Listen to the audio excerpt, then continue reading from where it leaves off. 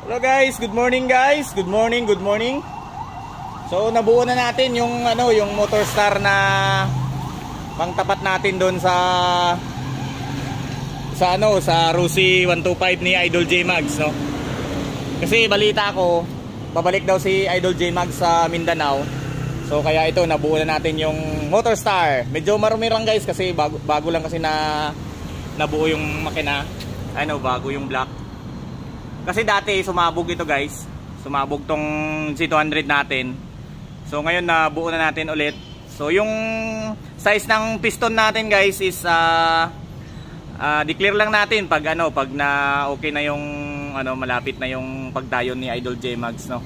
Pero loaded na ito guys, no. Loaded na itong Motorstar natin. Kasi ito yung gusto ko kasi idol natin kasi yung Rusi ni Idol J Mags, no. Gusto ko lang makipag-friendly gauge sa kanya kaya ayun. Binuo natin ulit yung Motorstar.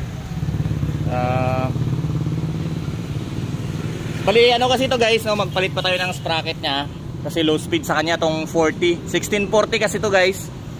So medyo siya medyo low speed.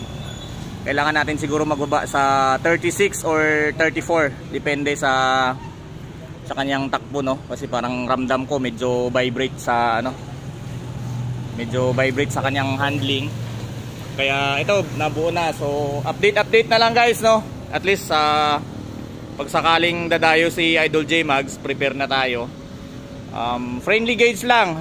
Gusto ko lang masubok yung TC 125 ni Idol J Mags na naka 72mm. So itong sa atin yung size ng piston natin soon na lang natin i-reveal. Pero loaded na yan guys, hindi na yan stock yung Motorstar natin.